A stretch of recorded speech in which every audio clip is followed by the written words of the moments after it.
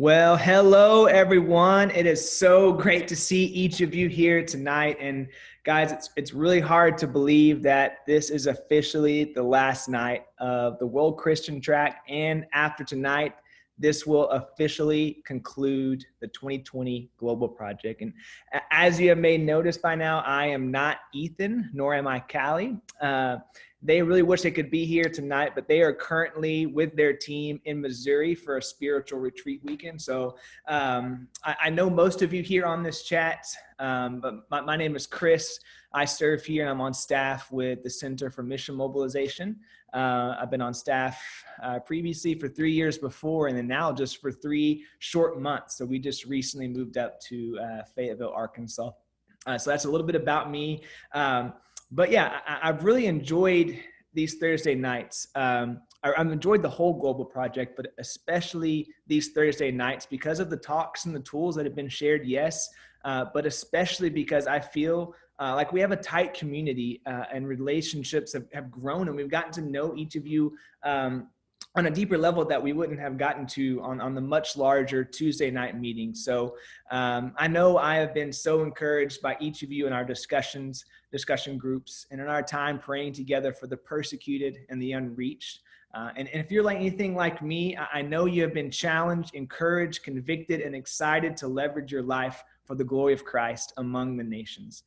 We've gotten to hear from some incredible speakers over different topics. We've learned different tools. We've read the entire Fuel in the Flame and all through 2 Timothy. And now I would really like, I know you guys, I don't know, some of you enjoy this, some of you don't, but I would really like some group participation. So if you could you please comment in the chat right now 1 or 2 or 3 things that have really resonated with you or have challenged you this summer during the Global Project, that have convicted you, something that completely blew your mind, something maybe new that you learned, or it was the first time hearing like the 1040 window, or maybe even unreached peoples. We would really like to hear from you guys. So as some of you guys comment in the chat, I'm actually going to call on some people right now, and Jason's going to highlight your screen and allow you to talk. So please don't be scared. I'm going to start with Jeff. Jeff, why don't you go ahead and maybe share 1 or 2 things that you've learned from the Global Project this summer?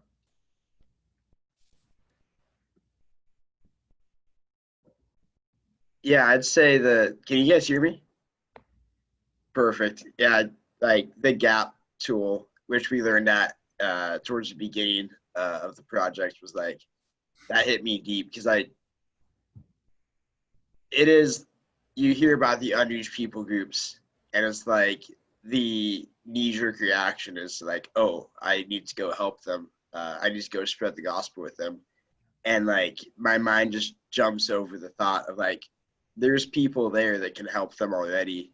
They just need to be mobilized. So that hit me, kind of reprioritize like, where am I sending resources to, and how am I seeing the global mission field? And it did. The GAP tool in itself, I mean, it is the global mission tool that that we're talking about here. Like, it's no longer just like the Western church or the non-Western church. It's the entire world church working together as one.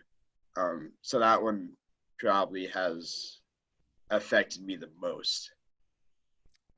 Awesome. Well, on top of that, Jeff, you're really going to like tonight's talk, then, I can tell. We have 2 awesome speakers, and we'll get to them here in a second, but they're going to be talking even more. Following up last Tuesday, they're going to be talking more about mobilization. So I see some more here in the chat. It's about how many apples are in a seed. I remember that. That was an amazing illustration. Thinking strategically about every part of your life. Discipleship has to be on life. God's mission should change. Evening about the way we live life. Everything about we live life, things he's trying to say. But let me call on one more person. How about Alex? Could you share with us?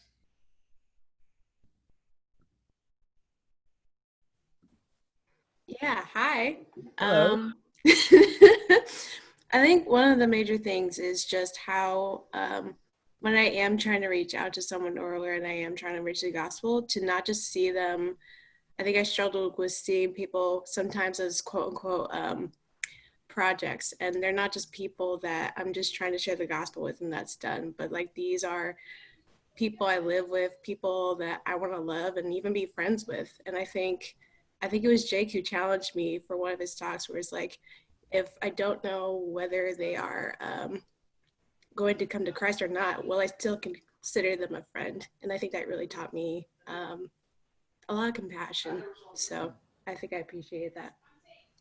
That's awesome. That's awesome. Thank you so much for sharing, Alex. And I see some more things in the chat, but yeah, it's really cool to see how God has spoken to each of you in very different ways.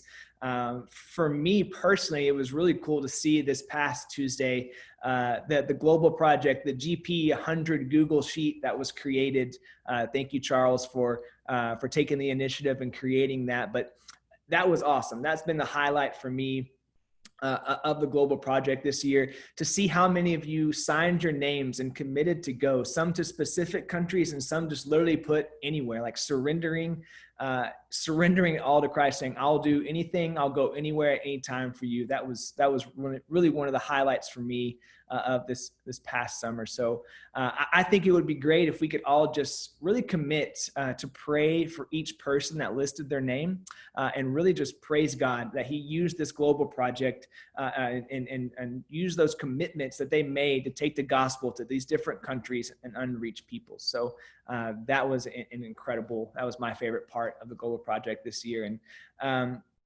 And similarly to the global gathering on Tuesdays, we have made sure to end with a bang tonight with two speakers that you guys are really already familiar with, but they're going to be highlighting even more and carrying further on the conversation of what was talked about this past Tuesday on mobilization. The name of our first speaker, his name is Jake. You guys are probably very familiar with him. He shared back earlier on in the summer. He's going to be sharing more about mobilization tonight. So without further ado, I'm going to pass over the video to Jake, and he's going to take it away. Tonight, we are going to talk a little bit about mobilization, but Taraku and Steve both did a great job. And so I'm not even going to expand that much more on mobilization. What I was asking God what he wanted to say tonight, it was to cover the topic of mobilization, but really to just give you guys a charge as you guys head out to do all the things that we've learned, because we have learned so much this summer.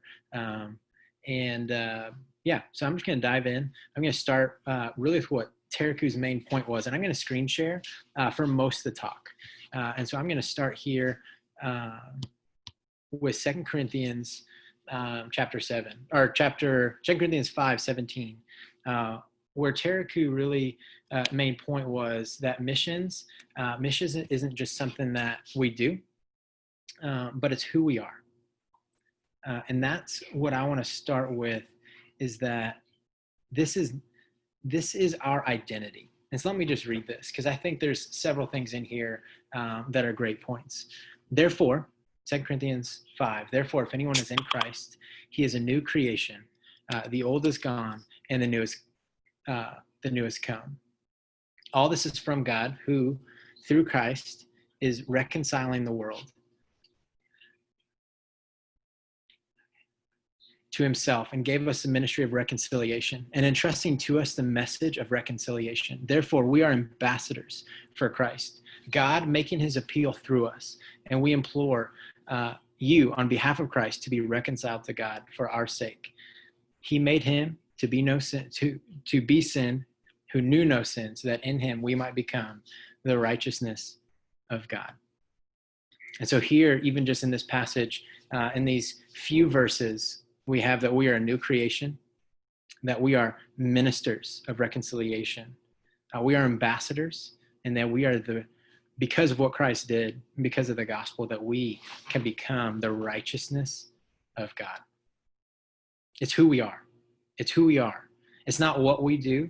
We do have roles. We have habits that we play, but it's who God created us to be. Now, we are made in the image of God.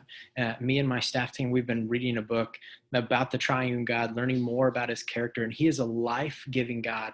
He's an abundantly blessing and giving God. Everything is outflowing from his character, and that's who we were created to be. We aren't created just to take in, but to give out life. And so I just wanted to reiterate what Tereku had to say about this is our identity as we jump in. And really the story of mobilization, I want to show you guys just a few points or principles from a story we've all heard before. It's the feeding of the 5,000. Feeding of the 5,000, I think, has some great points, even with mobilization specifically, that I want to touch on.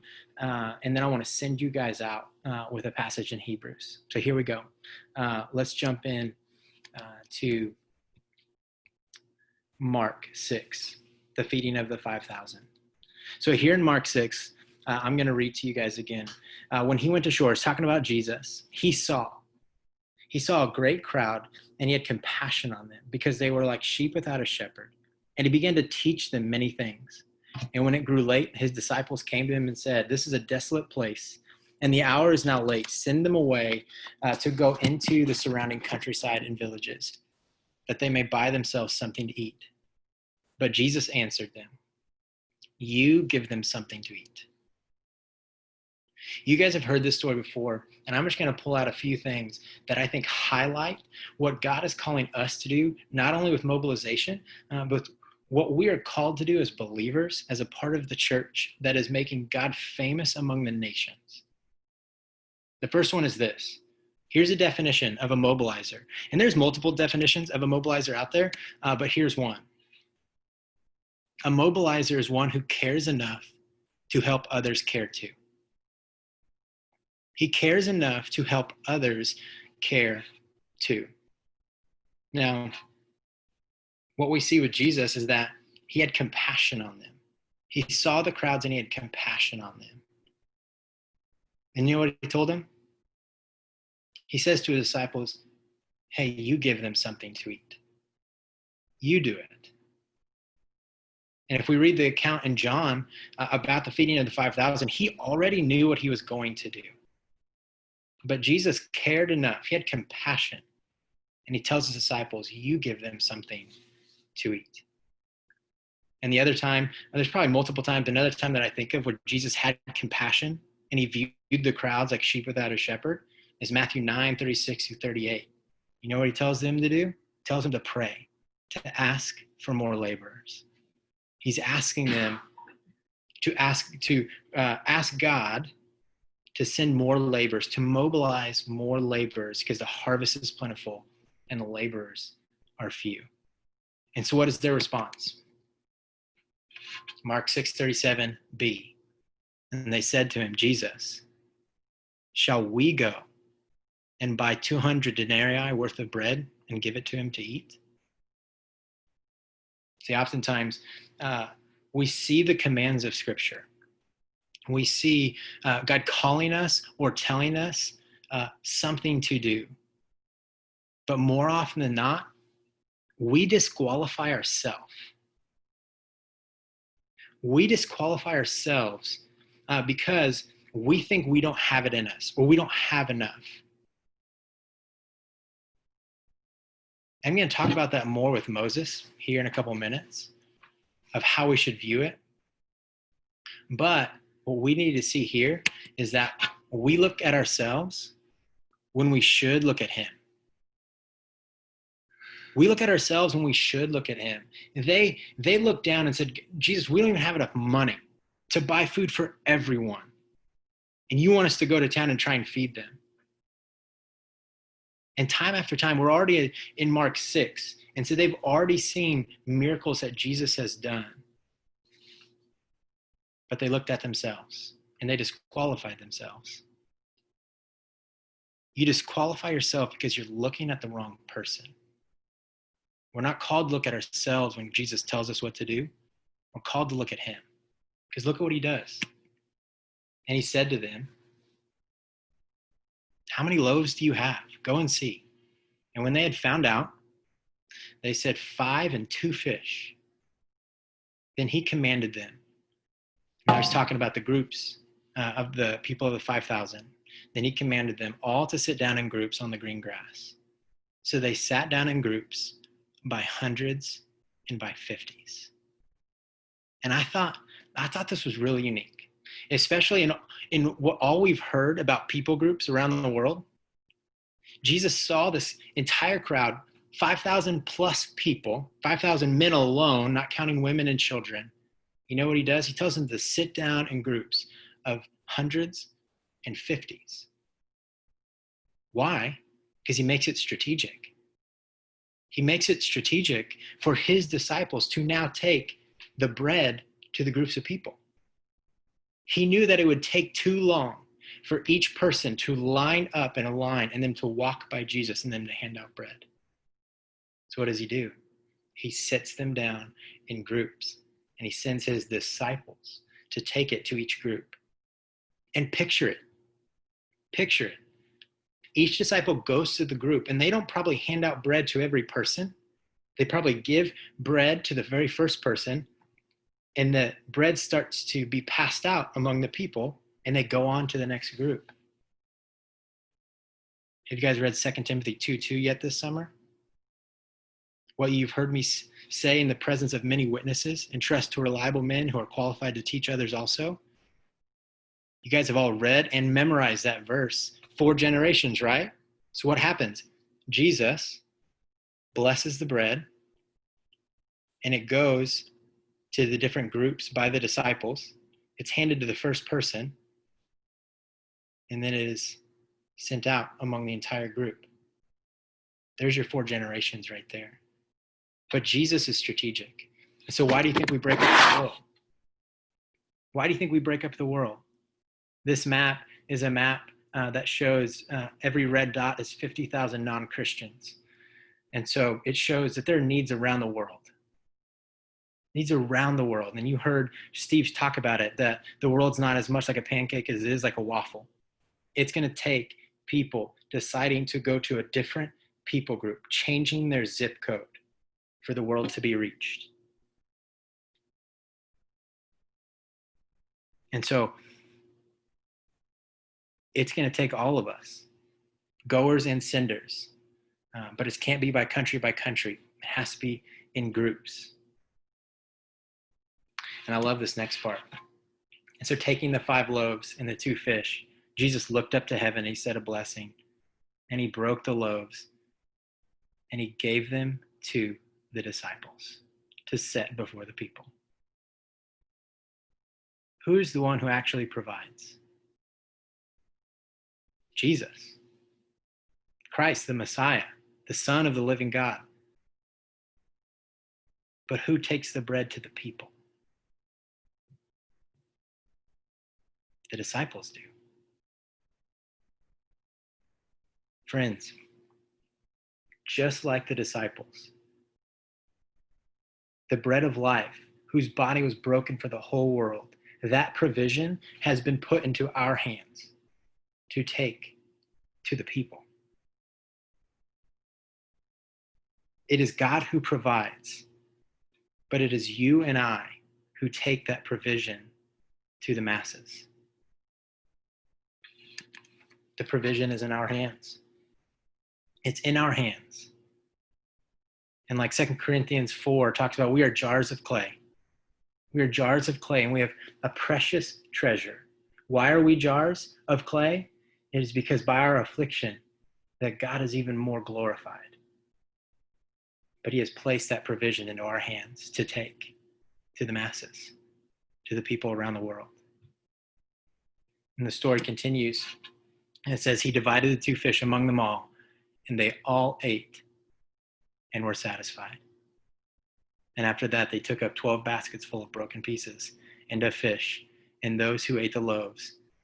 And those who ate the loaves were 5,000 men.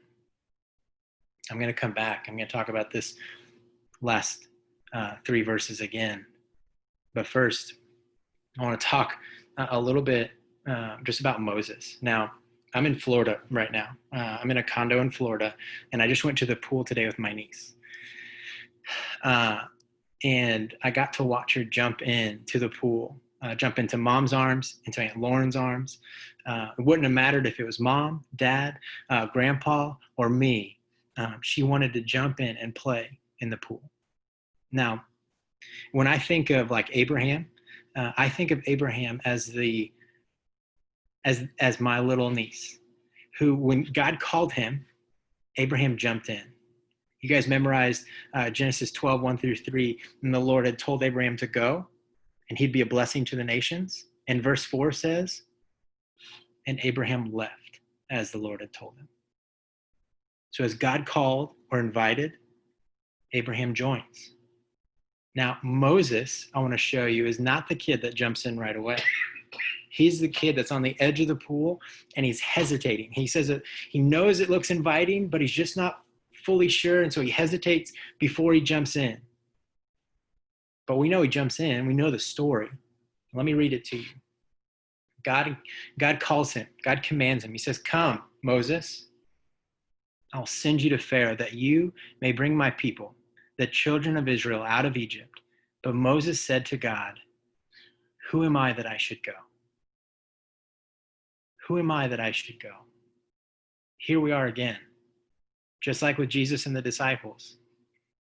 God calls or commands, and what do we do? What did Moses do? He looks at himself. He disqualifies himself. And you know, I'm glad that Jesus didn't answer Moses in the way that I would have answered Moses, or God didn't answer Moses in the way that I would have answered Moses. Because very simply, God could have said, Moses, well, you're really nobody. You aren't. I could have chosen your brother Aaron. I could have chosen a rock, but I've chosen you. It's not about you. See what God wants us to do. He says he wants us to take our eyes off ourselves and raise them a little higher to put it on him. The world says you're not enough. The world says you're not pretty enough. The world says you're not talented enough. You don't speak good enough. You don't have enough Instagram followers. The world says you're not enough. But you know what God says? You don't have to be. You don't have to be, because he is. Here's how God responds. He says, but I will be with you. But I will be with you. He doesn't even answer Moses' question. Moses says, who am I? And God says, no, I will be with you.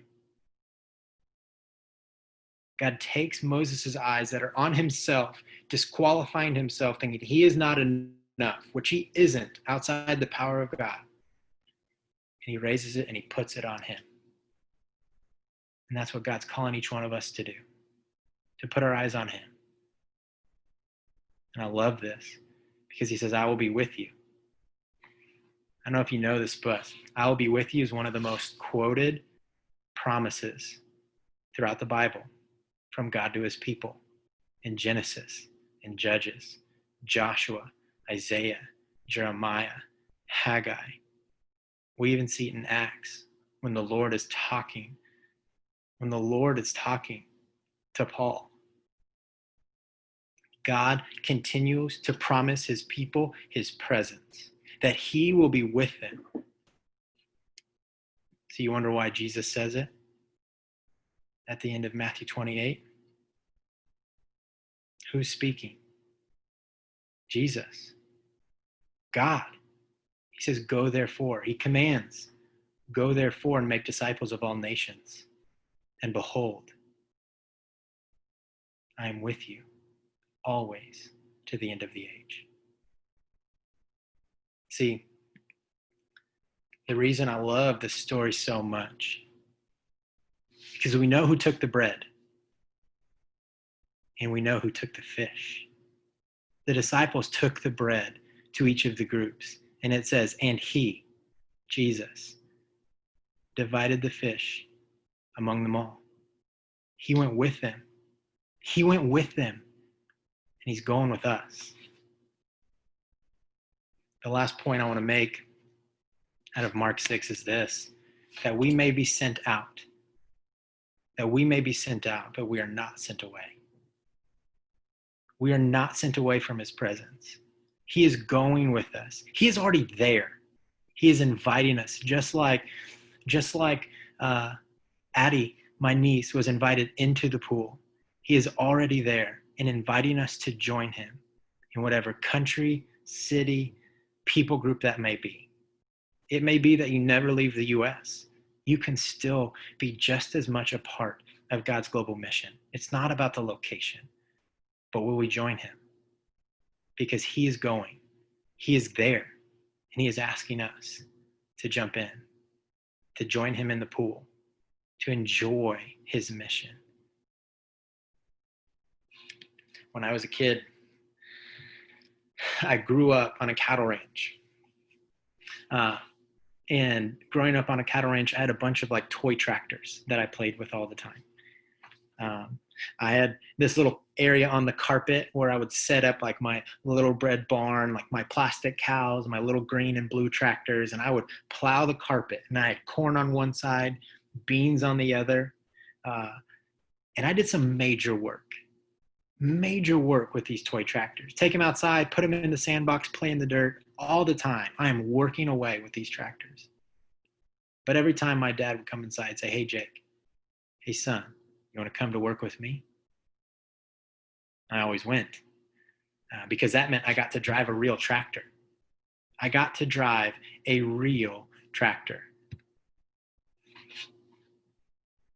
Now, my dad, he'd walk me outside and he'd set me on the side of this huge honking green thing. And he'd climb up behind me and I'd begin to steer. Now, I think it's pretty easy for us to realize that I wasn't actually driving this tractor. Because if I was actually driving this tractor, something tragic would have happened. Like I'd have driven through a fence, over a cow, into a pond. Something bad would have happened if I was actually driving this thing. But my dad, he was always sitting right behind me. He was always making sure we were on the right track. And like I've thought about it later, like now I'm 29, I think back, I'm like, why did my dad ever take me to work with him? Like for efficiency reasons, and I love efficiency, like it wouldn't make sense. Like it caused more work, more time, more effort. But I know why he did it. Because it brought him so much joy. Any parent, my mom or my dad, to join them on something they are already doing, it brings them so much joy. And it's no different for our Father in heaven. Friends, he loves and cherishes each and every one of you. And he's inviting all of us to join him in the tractor, to jump in the tractor with him, to join him on something he has been doing since the beginning of time. When we join Dad and we jump in the tractor with him, we join something that is so much bigger than ourselves. And we join him in what he is doing around the world. And if we don't join him, I think it's pretty simple. If we don't join Dad and jump in the tractor with him, it's nothing more than playing with toys on the carpet. Because the things of this world do not last. And God doesn't need our help. He doesn't. He could have chosen Moses. He could have chosen Aaron. He could have chosen a rock. But he delights and he takes joy in each one of you and me when we join him on what he is doing. I don't want you to forget that. Don't overlook how much joy and love that the Father cherishes in you as you take up the mission and join him on what he is doing. I want to finish with two passages. One is in Hebrews 11, and the other is in 2 Corinthians 6. Hebrews 11 has two of my favorite quotes in the entire Bible. Two of my favorite phrases.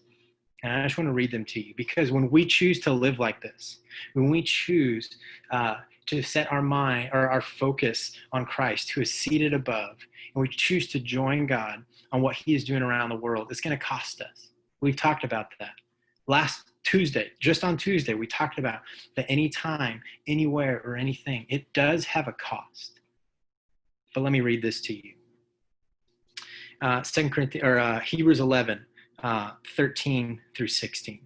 And these all died in faith, not having received the things promised, but seeing them from afar, that they were strangers and exiles on this earth.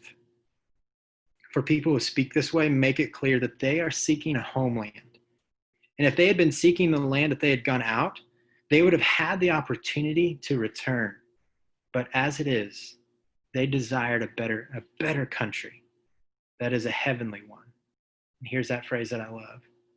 And therefore God is not ashamed to be called their God.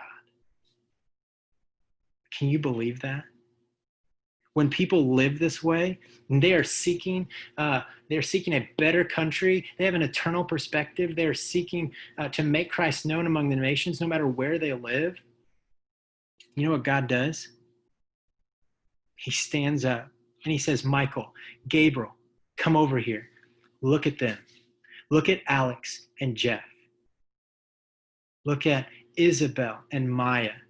Look at Seth. I'm their God.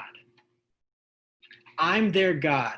He stands up and he is excited to say, no, I am their God, because they're seeking a homeland that is a heavenly one. But it comes at a cost. You guys read all of chapter 11 in Hebrews, you see that people were torn apart. They were tortured. Their lives they were imprisoned. Their lives were taken from them. So it comes at a cost. And as I read you the other phrase, let me jump back to 2 Corinthians 6, and I want to leave you with these two thoughts. 2 Corinthians says this, as those who are going out, it's not going to be easy. God does not promise us easy. He promised us his presence, that he would be with us even when it is hard. And this is what it says in 2 Corinthians, that we are treated as imposters. Hear me on this, because I think this is beautiful. I read this today. We are treated as imposters, and yet we are true. And we are treated as unknown, yet we are well known. Does anyone feel unknown? God says you are well known. We are treated as dying, and yet behold, we live. We are treated as punished, and yet not killed. This is 2 Corinthians 6, 8 through 10. We are treated as sorrowful, yet we are always rejoicing. We are treated as poor, and yet we are making many rich. And this last one, we are treated as having nothing, yet possessing everything. We are well known. We live. We rejoice. We are rich. We are making many rich, and we possess everything. We are treated as poor, yet we possess everything. We may not have any worldly thing, but when we have Christ, we have the gospel, we have everything, because our treasure is stored in heaven. In Hebrews 11:38, it lists a whole bunch of people throughout Hebrews 11. And one of the last verses in that chapter says this, speaking of whom the world was not worthy.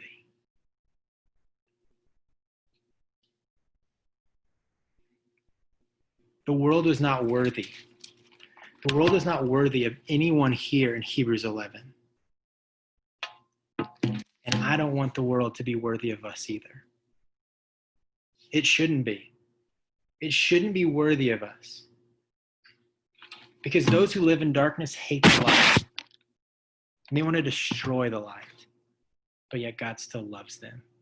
He has compassion on them. And he has compassion enough to help us have compassion too. So though the world may not be worthy, and I hope it is not, I hope it is not worthy of anyone on this call, we're still called to go. We're still called to send. But we're not called to do it without the presence of God. He loves you. He cherishes you. And wherever you go to school or work, whatever you're doing this fall or next spring, wherever you move on this planet, we're all part of the same mission. of making Christ known among the nations by mobilizing, by going, and by sending. We are equally valuable in the kingdom of God, and we can be equally sacrificial as well. God loves you, and I'm thankful for you guys putting in all these 8 weeks and all these Zoom calls. Let me pray. Praise you, Lord, for you are good. We thank you for your word. I pray that your word would remain in our hearts and bear fruit. And I pray that my words would fall away, anything that I said in my own strength. And I pray that your words would sink deep into all of our hearts, that we would understand that we are not unknown, but we are well known, that though we might be treated as poor, we make many rich with the gospel. And though we may possess nothing, with you, we possess everything. We give you praise because you're worthy of it. And I thank you for these 8 weeks, that though separated by distance, we could be united in one mission. In your name I pray, Lord. Amen. Amen. Man, thanks so much for sharing tonight, Jake. Man, thank you for giving just two just incredibly convicting and powerful talks over this past summer. You know, it's so good to be reminded of the sweet truth, you know, that God is with us no matter where we may go, whatever we may do. And I love what you said too. We may be sent out, but we are not sent away. I love that, man. So we'll come back here in a minute. We're going to do some Q&A here in a second, but up next, I wanted to introduce our next speaker. This is somebody else that you're already familiar with that has shared earlier in the summer. His name is Andy. He's on staff with the CMM as well, and he's going to be sharing our practical tool tonight in really helping us plan for the fall semester. So he's going to be sharing a little bit of that as well. So I'm going to pass it over to Andy. So it's all yours, Andy. Hey, thanks, Chris. Appreciate it. Hey, if you guys got your videos and you're able to turn them on, it'd be great. It seems like a lot of people's got them muted. But Shad was supposed to be our talker, but he had another arrangement that came last second, so I get to fill in for him. I want to hopefully end tonight with much clarity when you go back in the fall semester. Lord willing, it'll be fairly normal. Maybe not, but let's plan for a normal. And you know how to walk on campus and begin the mobilization process. That's my hope and dream. I want to piggyback a little bit off of what Dave shared last week. I don't know if you can remember with me what the 4 E's were when he was talking about the tunnel. Anybody know? Type it in the chat quickly. The 4 E's. The first one was, nobody's quick enough. Expose, exposure. Yeah, you got it. We got it. 1 E. Thanks, Charles. Expose, establish, equip, and export. Yeah, we got one of the 3. There we go. Equip. Good. So those are the 4 E's. That's kind of just a general progression that you can begin thinking for to give you a frame of mind. Or if you like 3 D's better, the 3 D's being discover, right? I have to look at this. There's a thing, develop and deploy. Discover, develop, deploy. I don't use the 3 Ds as much. But yeah, so that's a general thinking about how to move people through. But I'm hoping to give you this tool tonight that begins you thinking specifically. Okay? And so hopefully if you still have questions, be ready to ask them. Like, man, how do I do X, Y, Z? I'm hoping to get the best of those answered here. So the 3 questions we always want to ask when going to do campus ministry or any kind of ministry, whenever you're meeting up one-on-one with somebody, you want to ask these 3 questions. Where are they? Where are they going? And how do I get them there? So in context of mobilization, we want to ask, where are they? Where are they spiritually? What's their journey? Right? Are they a Christian who knows little to nothing about God's global heart? Okay. Well, I need to begin sharing that with them, right? And so that's a good place to start. But where do they want to go? And so once you begin sharing God's global heart for the world and they are still running after the things of this world or want to live, for a lack of better term, an average Christian lifestyle, a Sunday Christian lifestyle, then there's not much more you can do. You can try to plug them into the best healthy church that you know of and then move on. But what do we do with those people who are hungry? Right? What kind of people are we looking for? And so those are some of the things I want to tap into here as we close out our 8 weeks. Let me share my screen with you. And here's the thing called the top 10 tracker. Okay. So the top 10 tracker looks like this when you come with somebody. I'll try to zoom in here. Google Drive sometimes doesn't cooperate with me, guys. Sorry. I go, there we go. That's a little bit better. So let me actually, I want to share all of this with you. Here's a guide that you can see.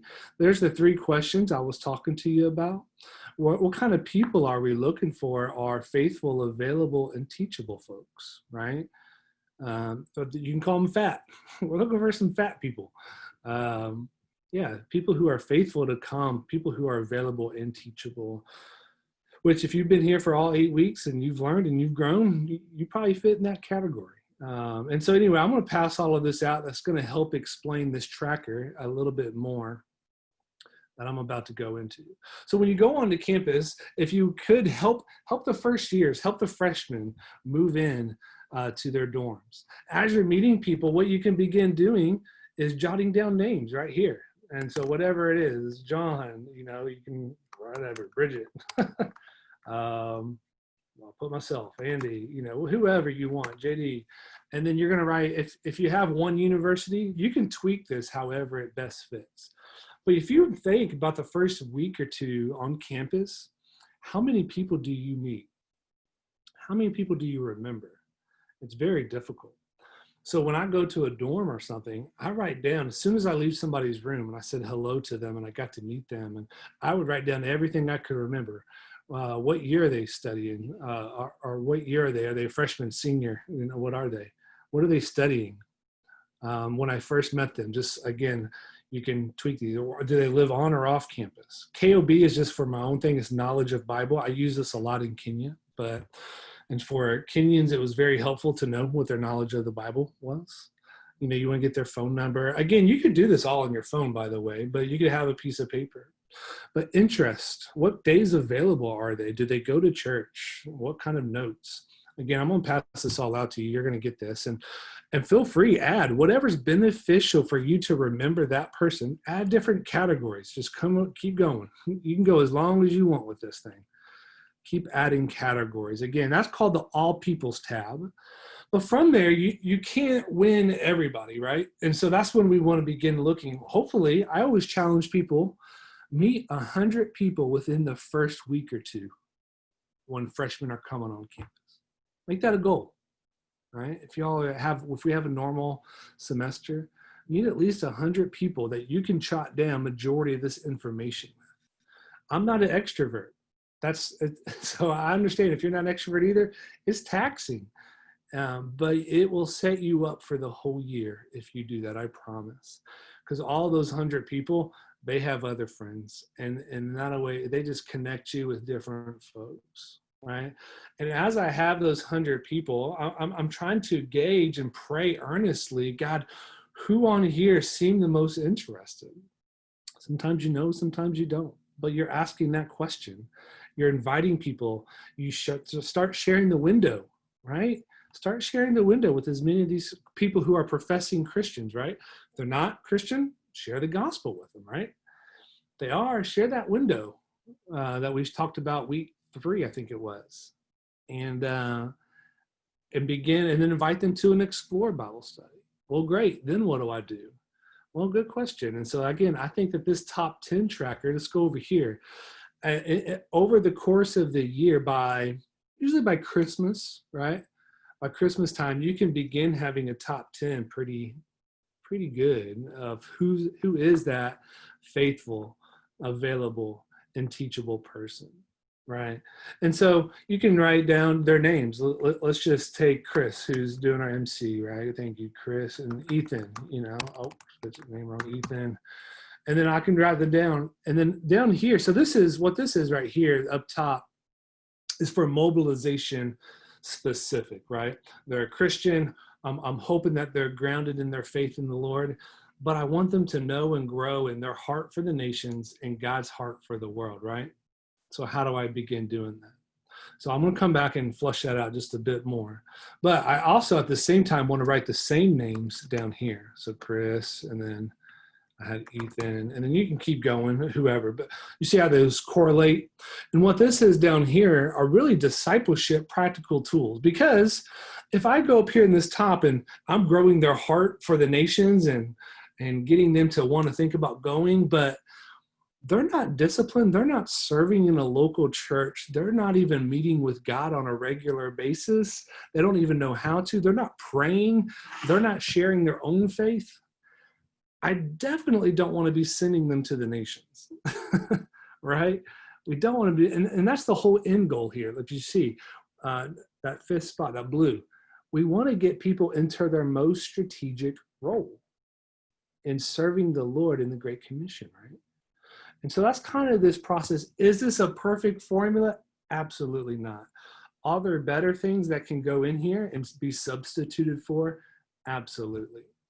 I have this color coordinated just based upon that chart that Dave shared last week with expose. So that's kind of the blue. Establish would kind of be the green. Equip would be the yellow. Export would be this maroonish reddish color. Okay. So that's kind of what this is. And then as they're going, and so, hey, week one, I met them. Did I share the window with them? And again, if you go, I'm going to have all of these links. They're all going to have links to different things that we've talked about. Some we haven't, but it's pretty self-explanatory. BBOM is just biblical basis of missions. How do we teach God's heart for the nations? And so, do you have an international friend? You know, how do you become a good welcomer? All of these are going to be links to different places that you're going to be able to go. So let's say I was able to share the window. Great, I shared the window with Chris. I haven't done an Explore study with him yet, but I was able to share biblical basis for missions. And you know, he kind of grew up in a in a downtown area, and he actually has a lot of international friends. I don't know how strategic he's being, but you know, I can put an X here, or I can even do other things. Again, make this your own. I can make notes. I can say has friends, you know, but doesn't share, you know, something like that, whatever it is. Again, we're making this for your benefit. So, and then you can go on and look. I'm not going to go through every one because time won't allow it tonight, but you can look through that again. This will be shared with you tonight or tomorrow. And I can do the same with Ethan. But so when I do this, Chris is, you know, pretty well down the thing here. But let's say Chris has a lordship issue. He's still living with his girlfriend, you know, and he doesn't manage money at all. There's some big, my bad. You're married, man. I see that ring, you know. And OIA is just a way to meet with the Lord. You know, observation, interpretation, application. We covered that earlier this year, but. So I just want to begin feeling or seeing, does he know what his testimony is? Does he even know when he was saved, how he was saved, or can he repeat that? Can he share that with other people? If you guys remember Kelsey, she shared like a 1-minute testimony. It was amazing. You know, so anyway, you can go begin doing this and walking through all of this. And so serving in the local church is huge. Discipling, multiplier mentality. Ultimately, in the discipleship thing, what we want is him be able to do 2 Timothy 2:2. He's multiplying himself into a 4th spiritual generation. And so, anyway, so there's that. I'll zoom out, see if I can zoom out. Yeah, and so that's just the kind of, you know, so again, the top would be kind of mobilization, growing people's hearts for the nations. Bottom would be making sure that they're growing deep in the Lord, right? We don't want to be a mile wide and an inch deep, right? We want to be a mile deep and an inch wide. So anyway, and then lastly, there's another tab down here, and that's just for Explore groups. Let me zoom back in here. It's just for Explore groups. As you're having explored, maybe even your first week or your first 2 weeks on campus, you already have set times. Hey, I have 3 groups, and you know, you shared the window with them. Do you want to meet Friday at 1:00 or maybe Thursday at 12? Which one of those times work? Oh, that does. Well, I have one more, maybe Wednesday at 4:00. Give them options, and then invite specific people. And then this is just to keep track of, because don't be shocked if people don't show up every week, but just hey, what they've been growing. And we always have people pay something, even if it's like $1 or $2, and that just helps show commitment. And so anyway, so this is the tool. I hope that that's beneficial. I can erase these names now. I'll do that later, but that will hopefully begin helping you practically share God's heart for the nations to people on your campus strategically. Again, you're always asking those 3 questions. So I'll pull that out weekly. Then I'll always pull that out if I'm going to meet with you. Let's say I'm meeting you with Charles on a weekly basis. I'm going to get it out. I'm going to say, man, where is Charles? Where's he been? Now, where does he want to go? He just graduated with an engineering degree. He has a heart for the nations. He wants to serve maybe as a mobilizer. How do I connect those 2 dots? I really believe that diagram can help and help you. So I'll look it out like, okay, again, does it have to be step by step, little by little? Not necessarily. People are going to jump around. People are people. Somebody shared earlier, I think, that people are not projects. Amen. Say that over and over to yourselves. It doesn't mean what Jake said. It doesn't mean that we don't have to be strategic, right? And just wherever the Spirit leads. No, listen to the Spirit, but the Spirit's very strategic in doing all of that as well. And so hope that's beneficial. I don't know if I did give you too much there in that little time, but I'm sticking around for some Q&As that feel free to fire away.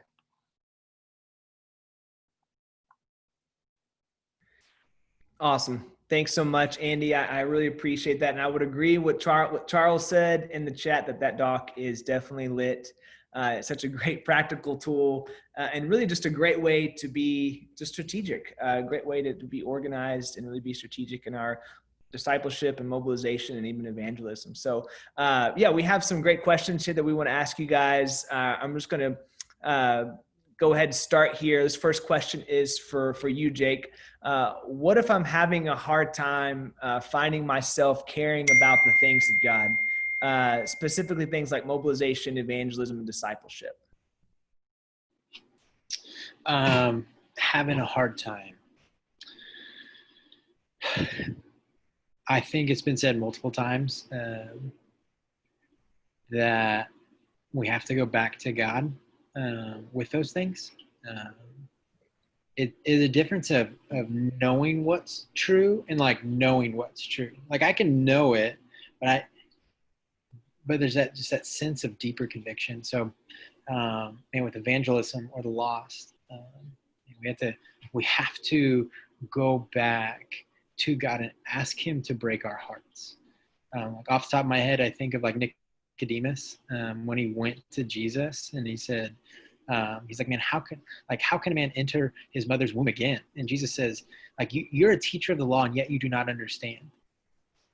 How are you, if you don't even understand the things of this world, how are you to understand the mysteries of the Spirit?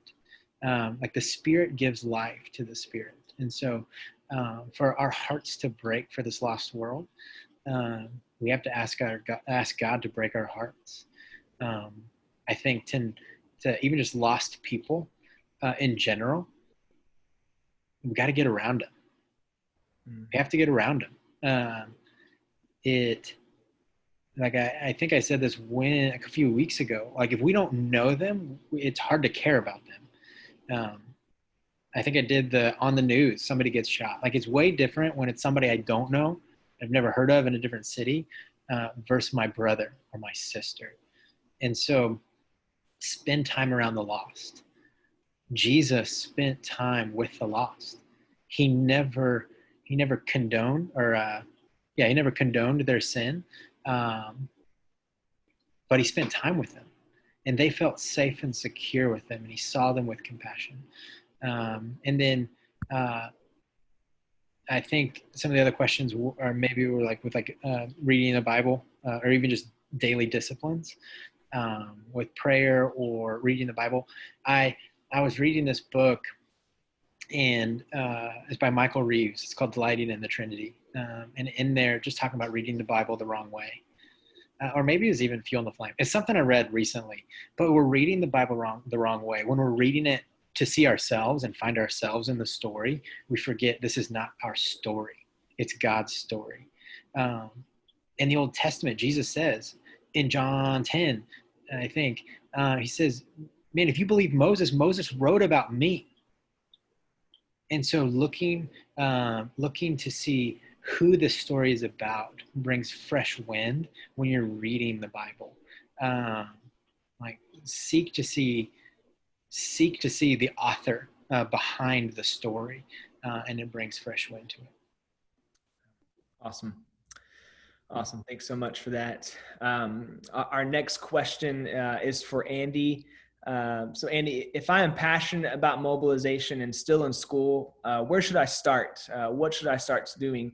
And especially to add on to that question, what if the fall semester is different? How am I gonna, if I have a desire to do this, how do I take that online or onto Zoom when I can't meet with people in person? Yeah, that's good, man. Yeah, to start, just talk about what you're passionate about. Pure and simple. If you're passionate about God and the nations, it's going to come up in conversation. Somebody's going to ask, hey, what do you do? Well, I'm an engineering degree student, but you know what I'm really passionate about? God's and the nations. Can I share something with you about that? That actually I've been learning. I learned a lot this summer. Obviously if your friends are Christian. And then there you go. There's your transition into the window. And you're just you begin a dialogue. Man, do you want to learn more about this, right? That's how the window ends, right? Are you a Christian, world Christian? Do you want to learn more about this? I got this Explore study, right? Y'all should have the link to that. It's free if you download it, PDF right there, right? And then you got that top 10 tracker. Those are, man, if you start down that path right there and you're doing that with multiple, keep spreading your nets, no matter where you are in that process. Always be sharing the window, God's heart for the nations, getting people into that biblical basis for missions. Never stop that, right? Not only on campus, but go back to your church. How many people in your church actually know about this stuff? I would have to, unless you're in one of the few rare churches, very few probably, right? So those are amazing starting places. If your family, if they're Christians, it could be a good conversation. So those are amazing starting points for me. I can't think of, it's so easy for mobilizers in the sense, because you're just talking to Christians, right? If you want to, start by asking them, hey, what's God been teaching you lately? And then they're always going to turn around usually and ask you, what about you? Well, there you go. It's just practical. It's easy, right? As opposed to a non-believer who, yeah, you're probably going to offend, you could potentially offend them, right? If you're sharing the gospel and whatever, that's okay. The gospel's offensive. So as far as online guys, I don't know. I'm learning with you. I know Chico State, Paul Wisher and those guys, they're doing some cool things, reaching out to folks on Instagram. He shared about that. And just trying to figure out who's coming in, their incoming class, and just reaching out to them. I'd be open to hear other ideas that people are having. That's the only thing I've learned. I've never been through this. I've never done ministry this way.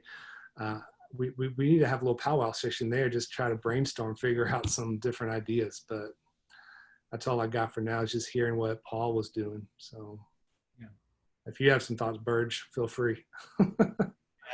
This is something that I guess it's all uncharted territory for each one of us. So if someone wants to make another Google Sheet where we can continually pass on ideas, what's worked, what hasn't worked, I'm open to that as well.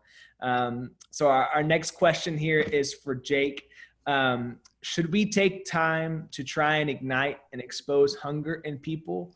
Or should we just move on to others that may be more hungry, that may be more faithful, available, or teachable? That is good. Should we take time to ignite? I want to find faithful people, but I don't know if I'll always find them on the first try. So I think I will continually give time to those who I see growth in. Now there might be a spectrum of time. Take the guy, one of the guys I've spent time with, his name is Sam, and he changed his major. He's wanting to move overseas. I'd spend more time with Sam than I did with Keegan. But it didn't mean I didn't spend time with Keegan. I still loved Keegan, and I tried to cast vision for him. But maybe there was just a spectrum there. I think, it just on the I won't always find faithful people on the first try. I'm seeking to find those who want to be the faith acronym, or are the faith acronym. But I don't want to just count people out right away that are not. But as the relationship grows, and you spend more time, you see they're not wanting to grow. Maybe I'll just spend less and less time with them. And if they want to be initiative back towards me, that's great. That shows initiation, and it maybe shows a lot of teachability in that they're trying to initiate more than just trying to hang out. But John 6:66 says, and many turned back and no longer followed him. After Jesus gave a hard teaching, many turned back and no longer followed him, and he let them go. He let them go. He says to the 12, he says, do you guys want to go too? Right after that. And they say, man, there's no one else we can turn to. You have the words of eternal life. But he let them go. And so, I don't know if that fully answers the question. No, it does. It does. Thank you so much. I appreciate that. And then we'll just go on to one more question here. And this is for Andy. So Andy, can you talk about solid ways to effectively pass relationships along to others, either before or when you are the person discipling them? You have to move on or you have to leave. Maybe you're leaving out of the country. How do you effectively pass on that discipleship relationship when that process hasn't been finished? Yeah, I'm going to get right to that. I forgot to mention that document. When I pass that out tomorrow, you're going to go to File and then make a copy, and you can save that to your own Google Drive. You won't be able to make edits when we send that out. So you'll just have to make a copy. Just hit File down, FYI, so you're not confused. We'll try to put instructions in that tomorrow. So how to effectively pass that on. I think this is a beautiful way of why Jesus is amazing. Among many reasons. Did he tell you, hey, go out and do ministry by yourself? No, I said, go out, go 2 by 2. And I always highly recommend that you do that for numerous of reasons that I won't go into right now. But one is to answer this question: how do I pass them off? Well, hopefully you're not going out with somebody who's in the exact same year and you're both graduating, but try to take somebody who's younger with you, right? And you can hopefully just show them a couple steps that you're ahead of them. But when you are leaving, there you go. Best way to pass it off. It's not going to be, there's nothing weird or awkward. Hey, I'm leaving, but Joe Smith is still staying behind. And so here you go. That's one reason to do accountability. Always, it's harder. It can be messier. But again, I think I mentioned that in my How to Do Muslim Evangelism and talking about, but how are they to know your love, right? If you're by yourself, right? The world will know you're my disciples by your love for one another. But if you're going out and doing stuff by yourself, how is that ever going to be evident?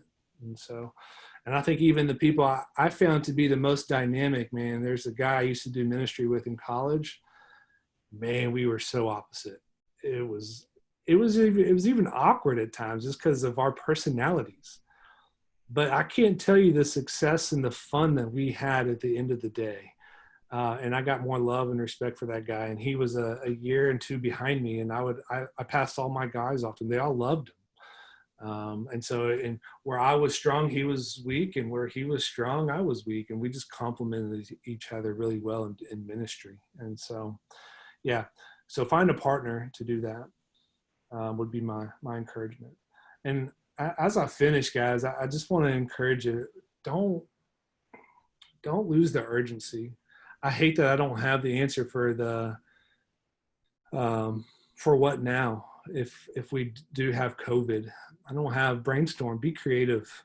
think outside the box. Some of you are way more gifted in that area than even me. But remember this. This is what got me back in 2002. I'd been a believer about a month. I heard a guy start snapping his finger, and he just kept doing it one time per second. And he was doing it awkward. He did like 30 seconds, just stood up on stage at this big conference. I was like, this is weird. What's he doing? And then just somber his, like, every time I do this, somebody dies without hearing the name of Jesus. I have no hope. I have no chance. I have no Bible. They're going into Christless eternity unless somebody raises up and goes. The harvest is plentiful, but the labors are few. Guys, whatever it is, keep the urgency in front of you. This isn't a game that we're playing. This isn't some sort of fun Sunday school teaching. We're talking about people's lives, people's souls, God's glory, right? All above all, on display. Would you keep that foremost and surround yourself around like-minded people? Fight for it. Don't settle for anything less. If a church wants to stunt that, if you're the only one in your church, man, start talking to other people. Find a way to keep that fuel on that flame and to get that going. No pun intended. That was a shout out to Shad there. Keep the fuel in the flame. But yeah, I'm encouraged by you guys, and you all stuck with it. And so thank you for being in all these teachings and listening and growing. And I know it's been a joy for me. So anyway, as I close, I don't know if I'll have a time to talk to the rest of you guys, and I've been encouraged by y'all's comments. So hopefully I'll see you on that Facebook group. Thanks again for doing that, Charles. But yeah, I'll leave you all with that. Awesome. Well, thank you guys both for sticking around and answering those questions.